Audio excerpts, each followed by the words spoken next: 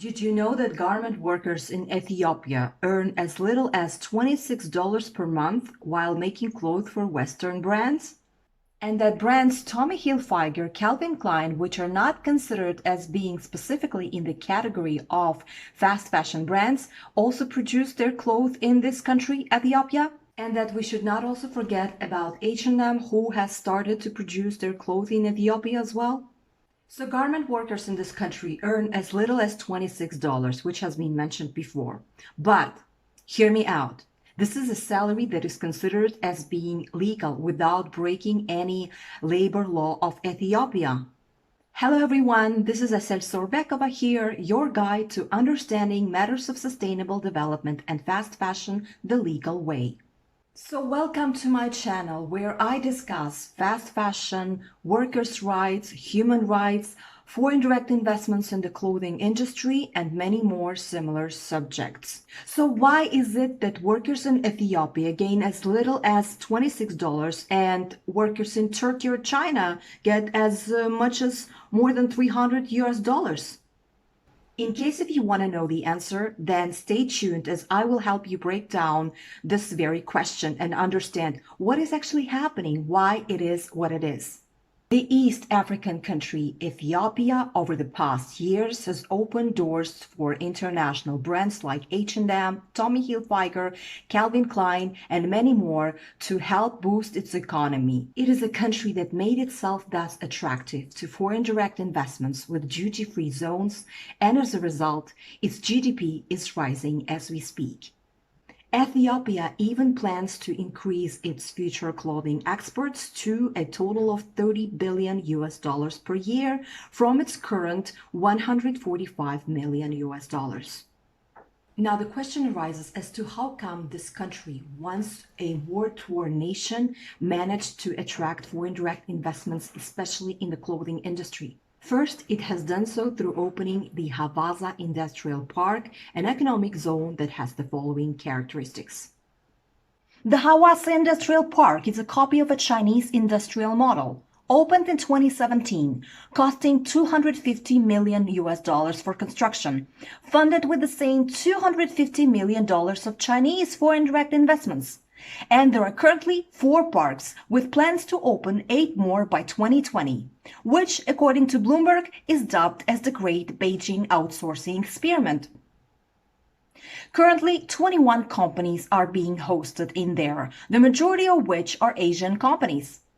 25,000 workers are being employed, and clothing factories supply products to H&M, Calvin Klein, Tommy Hilfiger, and others.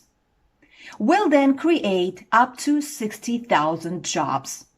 The official position of the government and the representatives of this park is that this will create too many jobs and that it will improve lives. At the same time, the economy will improve. Perfect in the theory, but in practice, what is happening is that the $26 is in no way a representation of the real money that people should be earning, must be earning actually, in order to support a decent living. And in no way will you find any country where this much of money, $26, will be enough to survive. Yes, to make ends meet, barely, but it's not even survival. It's like, I don't know what that is. So to cut the long story short, the $26 is not a representative of the life in there in Ethiopia. People have been living in dangerous, precarious conditions. And this is not a sustainable way of living in this country. There is a good documentary that was made on this subject, and the link is down below and also right here. So to wrap up what has been said in this documentary by the Minister of Industrial Development of Industry of Ethiopia, the governmental position is that, well, they're saying that they want to make Ethiopia an industrial harbor for Africa. They don't have a minimum wage and they don't know how much the workers are actually paid, because what they're saying is that it's a free choice of the employer to set these salaries, and that one day these salaries will increase as time will go by, and that this is a temporary thing, and that some companies have some incentive additions, like incentives to, make workers work better, and that as a result of the best workers who are qualified, stuff like that, they will gain a much better salary, so that it depends on the skills of the worker. And the example was given was that of Bangladesh. Bangladesh, that it started low. Now workers are getting 95 US dollars per month, which is really low. It's one of the lowest, actually. It turns out, Ethiopia, $26, which is ridiculous. 95 US dollars is already ridiculous. But, they're comparing themselves to Bangladesh, and they're saying that Bangladesh has set a good example by, setting a precedent as being a country that produces clothes for the fast fashion industry. That allowed the salary rate to pick up as time went by. But at what cost? What cost? Because, apparently they have forgotten about the Rana Plaza, the Tazreen factory fire. At a human cost. Yes, certainly. The good point about this industrial park, of course, according to the pictures that we see, is that the good thing about the safety, occupational safety and health measures is that apparently, I have to look into that in the future as well, but I can presume that since it's a newly constructed industrial building, that means that, their working conditions are better than the working conditions in Bangladesh. In Bangladesh, these sweatshops, they are dispersed, spread all over, the main cities.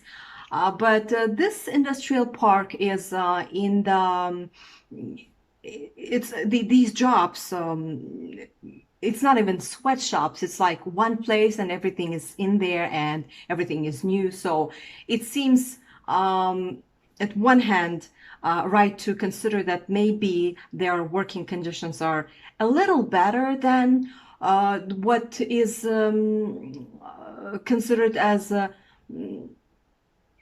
what is the situation in Bangladesh. But the entry-level salary, $26? This is ridiculous. I don't even want to go in there how ridiculous it is, because that's obvious. So on the screen you can see two pictures. These are clothes that are being sold on H&M currently. Two similar dresses. One is a polyester dress for £14.99, and the other one is a viscose dress for £34.99. Yes, these prices are quite low for this much fabric. We have to also take into consideration that polyester dress is cheaper and the viscose one is more expensive. But there is a problem. The problem lies in the fact that under descriptions of both addresses, the statement is the same, the statement for sustainable commitment, which is the following, that all their products of H&M are made by independent suppliers, their businesses helps to create jobs, and particularly for women, lifting people out of poverty and contributing to economic growth.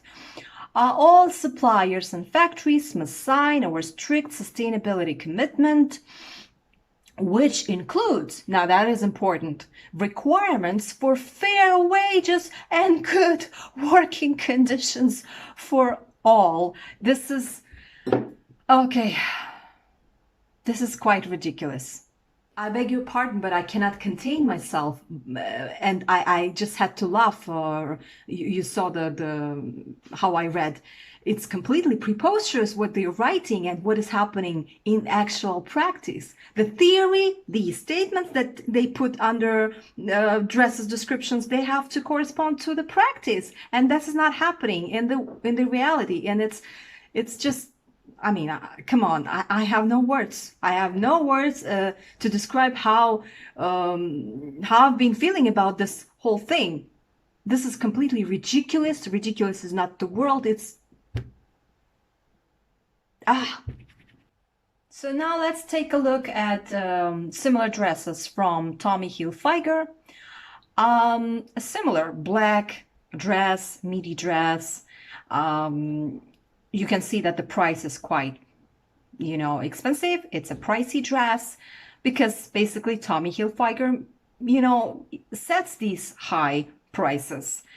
And another dress is also a midi dress. This time it's from LEVI or LEVI, how do you call it? Yeah, it's also a pricey brand, I should say. It goes without saying. And one more thing.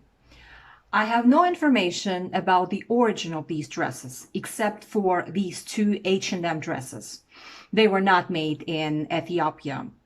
Probably these other dresses also were not made in Ethiopia, but that's not the point. Or they could be made because there is no description under the ad. But the whole point is that these brands, they were implicated, still are implicated in this whole mess.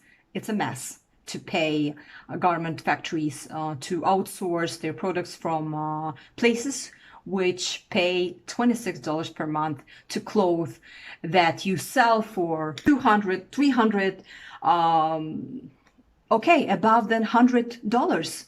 Speaking of Levi jeans, I thought they were made in better conditions. Okay, not in US, but in better conditions.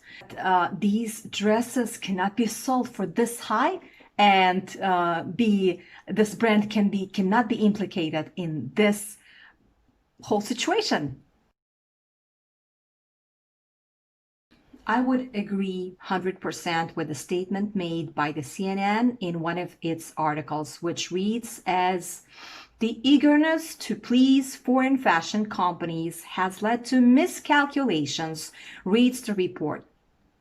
The main error that the government of Ethiopia made was to assure Asian suppliers and Western buyers that Ethiopian sewing machine operators would contentedly accept extremely low base pay. Hey there, thank you for stopping by and checking out my channel. Hey, and just before you leave, please remember to do two things.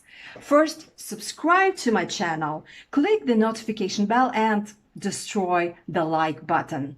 And join me every Sunday before 10 a.m. CET.